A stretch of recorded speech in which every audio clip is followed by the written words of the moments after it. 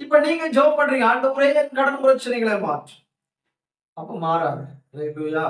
ஆனா நீங்க இப்படி ஜெபம் பண்ணா, ஆண்டவரே என் கணவனாருக்குள் இருந்து கிரியை செய்ய நினைக்கிறேன்.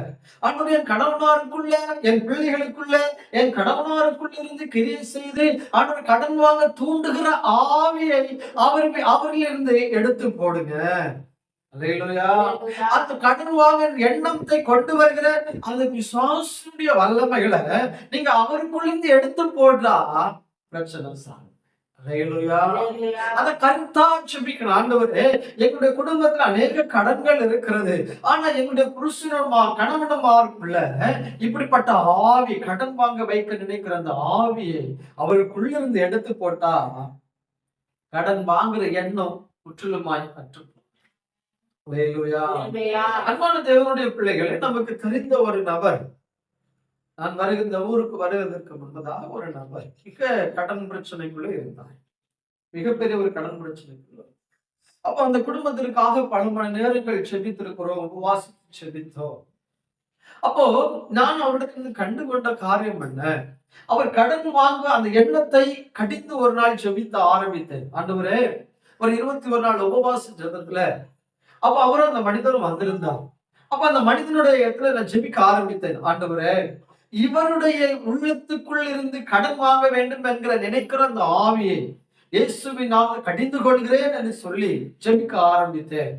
அப்ப ஜெபிக்க ஜெபிக்க அவர் சில நாட்கள் கழிந்து அவர் சொல்லுகிறார், தீர்மானத்தோடு வந்தார். பாஸ்டர், நான் கடன் வாங்குவது இல்லை என்கிற தீர்மானத்தில் நான் வந்து விட்டேன்.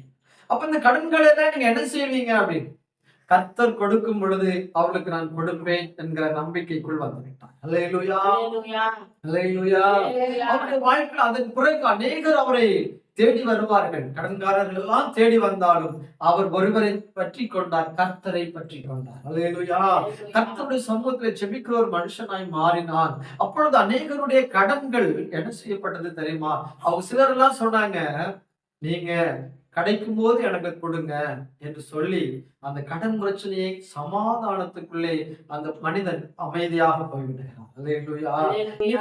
தேவனுடைய பிள்ளைகளே, இன்னைக்கு கடன் வாங்குகிற அந்த ஆவியை நம்ம விரட்டாத பட்சத்துல நீ கடன் மாறட்டும்ங்கிறது இல்ல, கடன் வாங்க வைக்கிற அந்த ஆவியை நாம் கடிந்து செபிக்கணும்.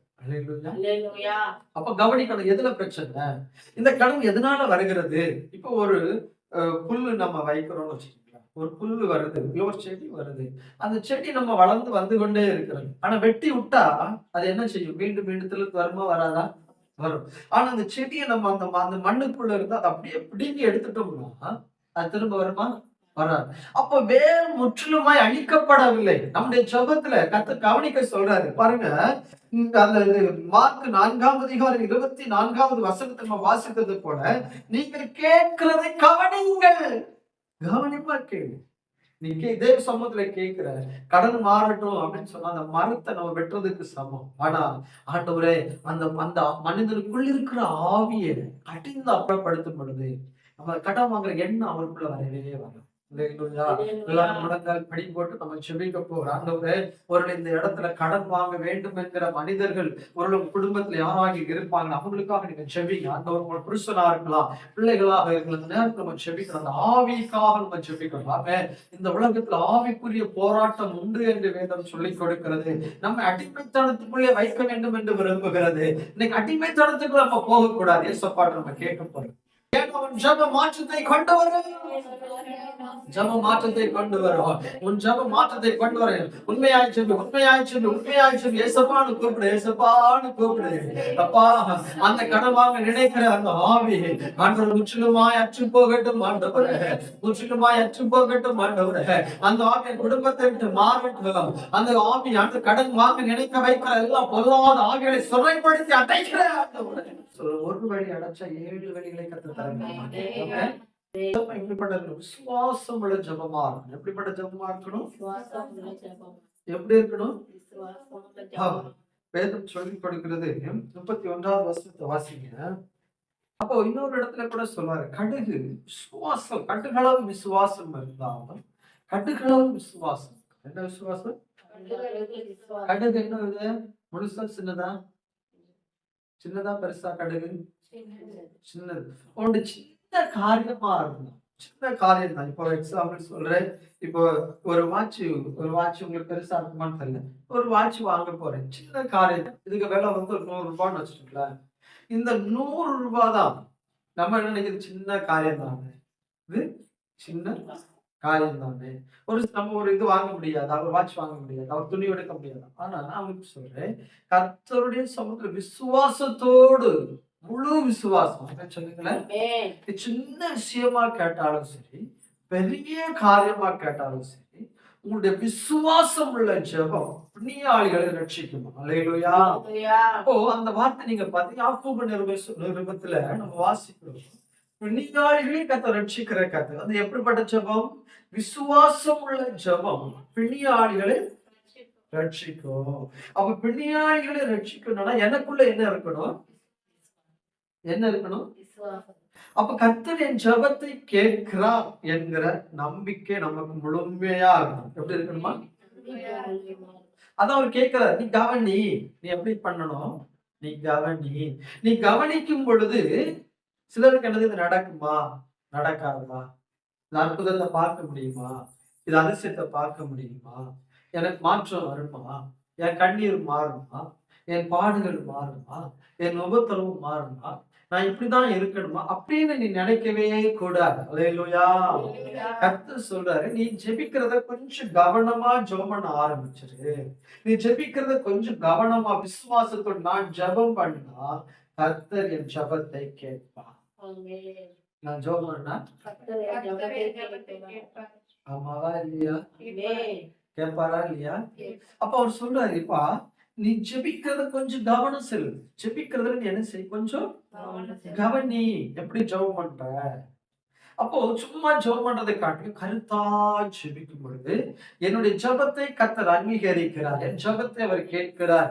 தானியேலுடைய வாழ்க்கையில பார்க்கும் பொழுது தானியேலே நீ எப்பொழுது ஜெபிக்க வேண்டினியோ அப்பொழுதே என் பதில் உனக்கு வந்துச்சுப்பா. ஆனா ஆகாயத்துல போராடுகிற அந்த கிரியைகள் உனக்கு பதில் கொண்டு வராமல் இருக்கிறது.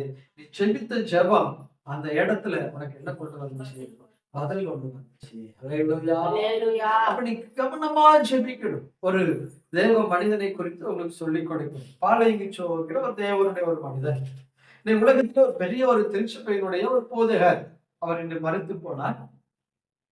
அவர் ஜெபிக்கும் பொழுது ஆரம்ப ஊழியத்துல ஜெபித்தார்.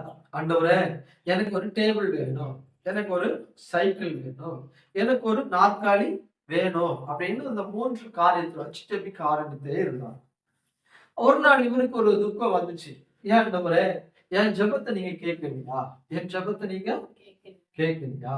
நான் உங்களுடைய சமூகத்துல இருக்கிறத நீங்க பார்க்கலையா? அப்படின்னு ஒரு நாள் இயேசு இடத்துல கேள்வி கேட்க ஆரம்பித்தார். உடனே கர்த்தர் நேரே வந்து சொல்றாரு. என்ன சொல்றாரு? நீ ஜெபித்த ஜெபத்தை நான் கேட்டப்பா. நீ ஜெபித்த ஜெபத்தை நான் கேட்டேன். ஆனா நான் உன் ஜெபத்தை நான் கேட்டேன். ஆனா நீ என்ன செய்யல? எந்த சைஸ்ல உனக்கு வேணும் அப்படிங்கறத நீ கேட்டியா? நீ தேவைகளை நம்ம கேட்கிற ஆண்டவரே என்னுடைய தேவைகள் இதுவாக இருக்கிறது. என் கடன் பிரச்சனை இவ்வளவாக இருக்கிறது. நான் இத்தனை பேருக்கு கொடுக்க வேண்டியது இருக்கிறது. ஆனா இன்னைக்கு நம்முடைய கடன் என்கிற பிரச்சனை இல்லை. கவனமா ஆண்டவர் இந்த மனிதனுக்கு நான் இவ்வளவு ரூபாய் கொடுக்கணும். எந்த மனிதனுக்கு எத்தனை நாளைக்குள்ள கொடுக்கணும் அதை எழுதணும். ஆண்டவரே பேங்க்ல வட்டி கட்டணும், கட்டணும், என்ன செய்ய தெரியல. எனக்கு அந்த வட்டி கட்டுவதற்கு அந்த நகையை திருப்புவதற்கு எனக்கு நீங்க உதவி.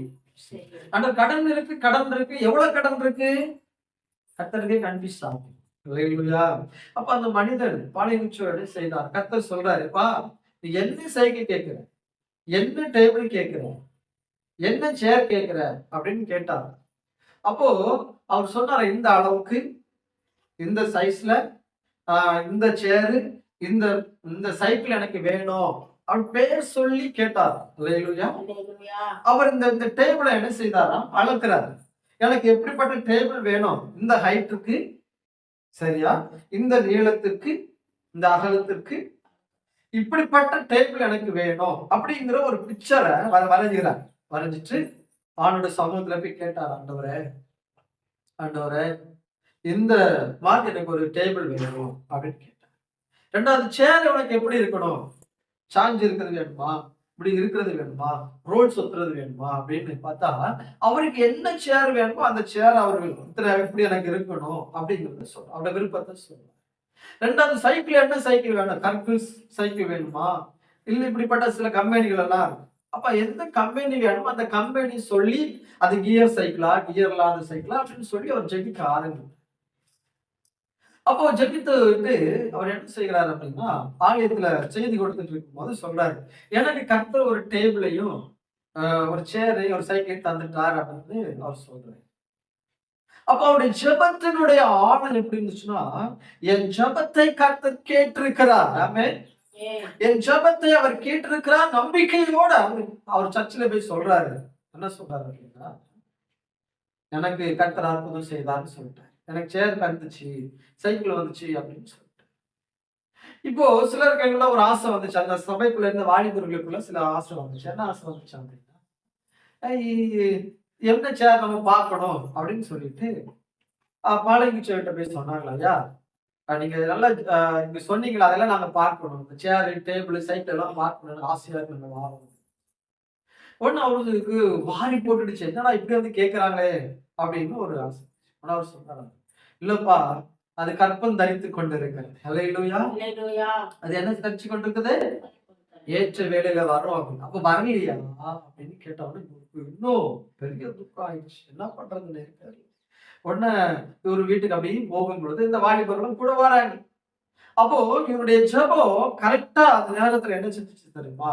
ஒரு கொரியர்ல, ஒரு லாரில அவர் எதெல்லாம் கேட்டு விரும்பினாரோ அதே சைஸ், அதே மாடல்ல அவருக்கு வீட்டுக்கு முன்ன வந்து இறங்கினான். அல்லேலூயா. அவங்க யாரோ ஒருவர் இவருக்கு கொடுக்கணும் அப்படின்னு சொல்லி கொடுத்து அனுப்பியிருக்காங்க. அப்ப கர்த்தரிடத்திலே கேட்டதை கர்த்தர் அவருக்கு செய்தார். அல்லேலூயா. அப்ப நம்முடைய ஜெபம் எப்படி இருக்கணும்? உங்க பிள்ளைகள் ஊழியத்துல இருக்கணும்னு விரும்புனீங்கன்னா, ஆண்டவரே என் பிள்ளை இப்படி எல்லாம் ஊழியத்தை செய்யணும்னு விரும்புனீங்கன்னா கண்டிப்பா கர்த்தர் செய்வார். ஆமென். நீங்க ஒரு எதிர்கால வீடு அமைக்கிறீங்களா, அந்த வீட்டுக்கு பிளான் போட்டு இப்பவே ஜெபிக்க ஆரம்பிங்க. ஆமென். அந்த அளவுக்கு கர்த்தர் உங்களை கட்டி தருவார். ஆமென். பணம் எப்படி வரணும்லாம் நீங்க கேட்காதீங்க, கர்த்தர் உங்களை ஆசீர்வதிப்பார். ஆமென். அப்போ இன்னைக்கு ஜெபத்தை கொஞ்சம் கவனிக்கணும். கருத்தா ஜெபிக்க பழகணும். எப்படி ஜெபிக்க பழகணும்? எப்படி ஜெபிக்க பழகணும்? கருத்தா ஜெபிக்க. இன்னைக்கு அநேகருடைய வாழ்க்கையில நம்ம கருத்தா ஜெபிக்கும் பொழுது கர்த்தர் நமக்கு வேண்டிய அற்புதத்தை அவர் செய்ய நல்லவராக இருக்கிறார். இன்னைக்கு உனக்கு நன்மை செய்யும்படி விரும்புகிறாய். அதனால இன்னைக்கு சொல்றாரு, நீ கவனி, உன் ஜெபத்தை கொஞ்சம் மாற்று, உன் ஜெபத்தை போட்டு புரட்டிட்டு இருக்காத. கட்டுகளவு தான் விசுவாசம் இருந்தாலும் அந்த விசுவாசம் என்னது உனக்கு ஆசீர்வாதத்தை கொண்டு. சின்ன பொருளா இருந்தாலும், சாக்லேட்டா இருந்தாலும் கர்த்தர் உனக்கு தருவார். நான் சொல்லுங்களேன், ஒரு உனக்கு பிரியாணி தான் வேணும்னு நீ கர்த்தர் இடத்துல கேட்டா தருவார். அது முழுமையா நம்பி இருக்கணும். எப்படி இருக்கணும்? எப்படி இருக்கணும்? எப்படி நம்பணும்? இன்னைக்கு நம்ம ஜெபிக்கிறோம், ஆனா நம்பிக்கை இல்லை. ஜெபிக்கிறோம், நம்பிக்கை இல்லை. அப்ப ஜெபிக்க கவனமாய் இருந்தா நீ எவைகளை நீ கேட்கிறாயோ அது உனக்கு கொடுக்கப்படும்.